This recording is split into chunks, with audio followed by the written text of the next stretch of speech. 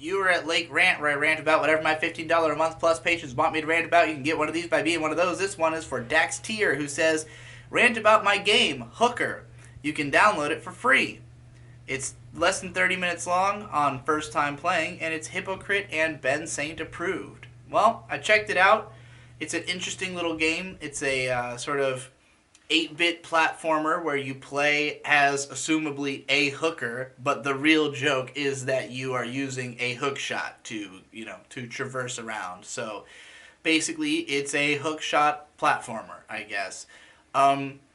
Pretty bare bones presentation, but it works. You can tell what's going on. It is immediately fairly difficult, a traditional 2D platformer kind of way. The controls are not like the most precise or anything, but it's mostly about, again, the hook shot. It's mostly built around that. Basically, you latch onto walls, try to avoid spikes.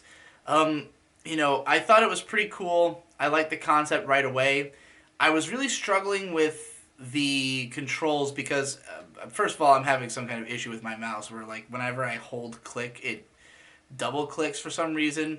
But, like, in general, trying to play it in browser mode, I probably wouldn't have this problem if I downloaded it. I kept running into the issue of clicking off the screen because you have to click, it only hooks to where you click. So if you click off the screen, it's not going to hook there. And there's a lot of times where the game requires you to, like, do back and forth, right to left across two different walls, like, really rapidly. And it's hard to keep the mouse inside the screen trying to do that.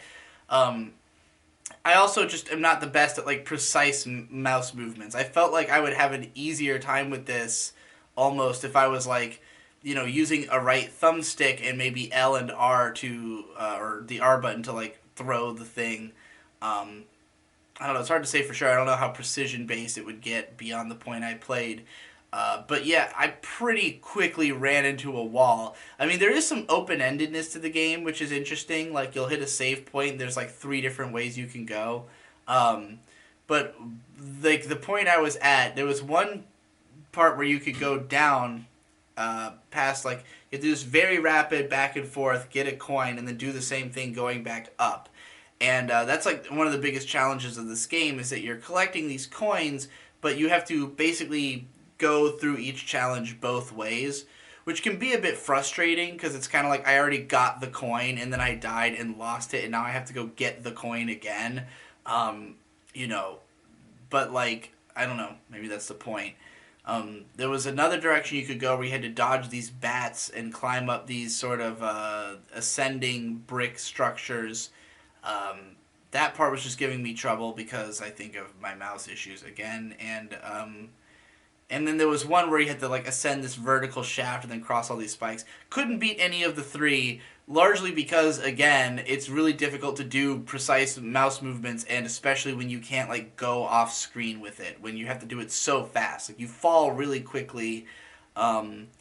I guess I wish there was a bit more of a grace period, like, after you hookshot before you immediately start descending. If, like, maybe your character floated in the air for just a second, it would be enough to give time to make those decisions.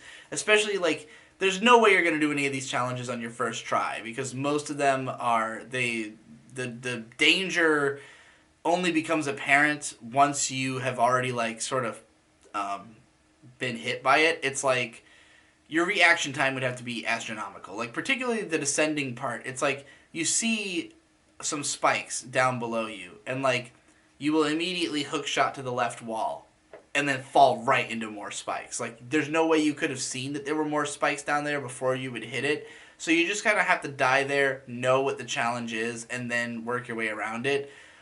Which isn't so much of a problem because obviously, it's meant to be a difficult 2D platformer. It's just like, that's the speed at which you have to be adjusting to danger. Is you have to basically know exactly what the problem is that you're trying to solve, and then solve it, like, with perfect execution, which is difficult when the controls are not super precise, and when, the mouse controls are, but, like, you have to really nail each movement in that split second time. I don't know. I found it difficult. Again, could be partially my mouse. Could be that I just suck, or that I just didn't spend as much time as I needed to. Maybe if I downloaded it again, it'd be easier. But yeah, overall, I thought it was a neat concept, neat little game. If you're into, little indie platformers with unique concepts and hilarious titles, I recommend checking it out on daxtier.itch.io /hooker.